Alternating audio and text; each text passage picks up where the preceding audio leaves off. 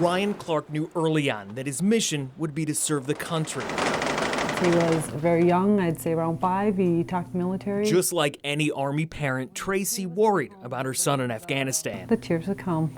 We knew he was in harm's way. The new London, Minnesota soldier was deployed in Operation Enduring Freedom. One of the last times I talked to him, he had said, "I am where I need to be." And I thought, wow, you need to come home. But he said he was enjoying what he was doing. Above her heart, she wears a gold star pin, worn by mothers who lost a child in battle. Since Ryan's funeral, Tracy and her husband Rick attend events honoring fallen soldiers. Soldiers that I've met with in this time, if they don't know you, they don't talk about their war stories, and this guy was just too open on it. The couple met this man, Richard Arthur Ron. A newspaper photo captured Ron marching in Command Sergeant Major's dress blues. A closer look shows the highly decorated Ranger Tab, Bronze Star, and Purple Heart. It was just one of them gut feelings, this guy's a phony. They weren't the only ones that thought Ron wasn't the high-ranking soldier he portrayed. Struck a chord with a lot of people in our community, a very emotional subject. We received a lot of phone calls. Willmar's police chief, James Felt, launched an investigation into Ron. Do you understand each of the rights I've explained to you? Yes. Okay. At this time, do you wish to speak with me? 5 Eyewitness News obtained this police recording after Ron was picked up. Seconds after questioning began, Ron shut it down. I think I'm going to request an attorney. Fair enough. With his silence, a police report shines some light into the holes in Ron's high-ranking military tale. The woman who sewed Ron's uniform said she thought it was odd that someone who made the rank of Sergeant Major did not know where the patches on his uniforms needed to be placed. It is frustrating, but it was the constraints that we had to work with. The chief couldn't nail Ron for breaking the newly changed Federal Stolen Valor Act because he didn't financially benefit from the scheme. In a minute, I'll tell you how Ron ended up getting a new uniform. We have a very patriotic family, so it was kind of a patriotism thing. That's what drives Army Staff Sergeant Anthony Anderson's hobby. In a way, I'm protecting their legacy.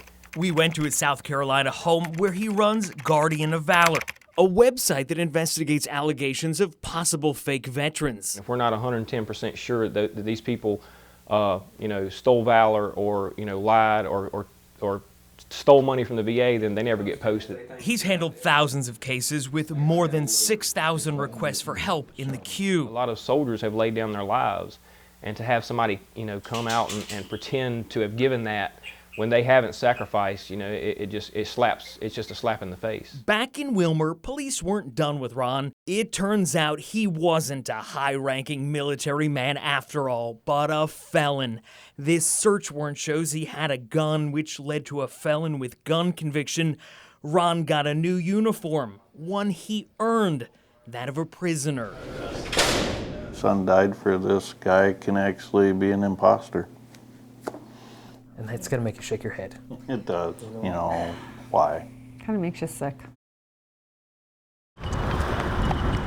In Willmar, the town takes pride in honoring its veterans. Willmar is a very patriotic town. Down at the Legion Hall, Probably more Army than anything. servicemen and women gather to share war stories. If a young veteran comes in, the first thing you do is shake his hand and try to make him feel welcome, and you buy him a drink. For Gene Seidel and Dwayne Underthin, the two have pulled up many chairs to meet some highly decorated military members. If I were to look at somebody like this with a chest full of medals, I think, boy, that guy's had exemplary service. He's been everywhere and he's done everything. And probably wouldn't question anything beyond that. No. That's exactly what happened at first when this man, Richard Arthur Ron, walked in last spring. He wore the highly decorated Command Sergeant Major's uniform, including a Ranger Tab, Bronze Star, and Purple Heart. If somebody comes in wearing a private's uniform or somebody come in wearing a general's uniform, there's a difference. There's more respect there. On this YouTube clip from Willmar City Channel, you can see Ron in the dress blues marching in a parade with the color guard. Look at this. We also obtained a picture of him at a different parade. But soon Legion members say Ron's highly decorated military tale was called into question. Gradually this stuff comes out. Hey, this is not right. This is not right. Those medals are not where they're supposed to be.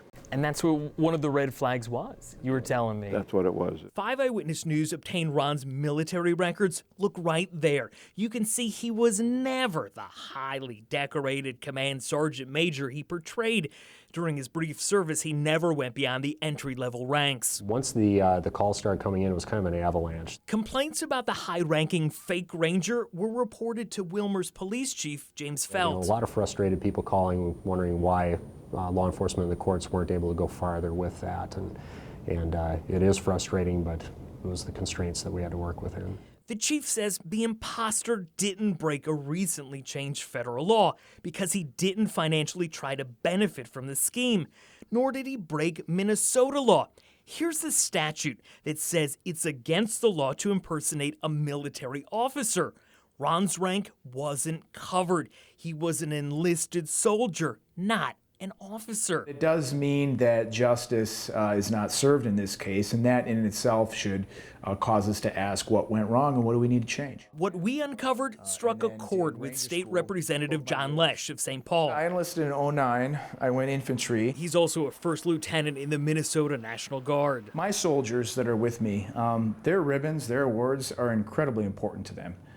They earned those. That's why Lesh feels the law needs to be changed to include people who impersonate service members of other ranks, not just officers. We should look at this and maybe a law, not this session, but in a future session to specifically address this situation and rectify it. Seemed to be in it only for recognition. Back at the Legion Hall, respect is what Gene says they'll continue to show the next veteran to walk in. And I don't think that'll ever change.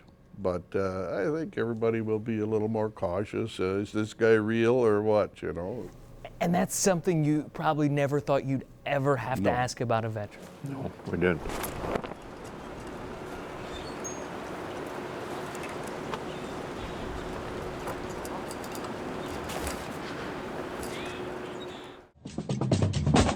The uniform is that of a decorated, high-ranking Army Command Sergeant Major.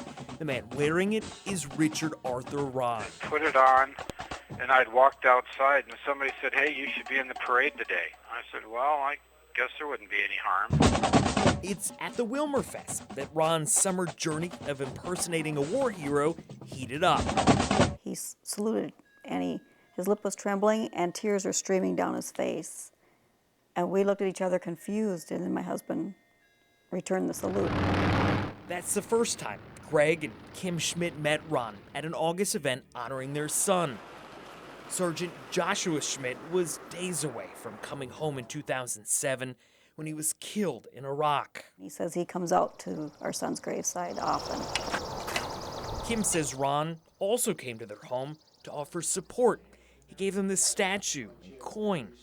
But soon, the couple and veterans at Wilmer's Legion say they started questioning Ron's uniform. The patches, medals, and ribbons did not add up. Somebody that you thought had emotions that you were feeling, and now you find out that they were all false. It's just so mind-boggling. Military records show Ron never served in a war zone, nor did he go above the rank of private, nowhere near the decorated rank on that uniform. Complaints from veterans in the community had police investigating. That's when they learned he was a felon who had a gun. That's why Ron's now in prison. It started off all innocent enough, and it just got way out of hand. And for that, I am truly sorry. Ron told 5 Eyewitness News by phone that he liked collecting military uniforms. You can buy anything online. But that hobby took on a whole new life after that first parade. I meant no harm to nobody. I meant to insult nobody. I meant to offend nobody. I am one of the most patriotic Americans in this country. And he had a message for Greg and Kim. Extend sincere apology to the Schmidt family. We accept his apology, and we gave him a set of dog tags of our sons.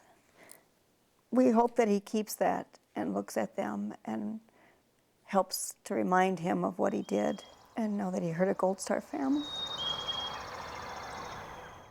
I like the idea of treating all the ranks the same. In the midst of a debate on the crime bill in the Minnesota House, lawmakers began debating amendments that were fueled by our 5 Eyewitness News investigation on stolen valor. We dug into the case of a Wilmer man who paraded around at events as a high-ranking command sergeant major. The current statute says it's against the law to impersonate a military officer. Police said it did not apply in the Wilmer case because he was dressed up as an enlisted soldier. To fix it, an amendment was filed to say it would be a crime to impersonate all service members, active or reserve component, military service member, or veteran. The motion prevails and the amendment is adopted.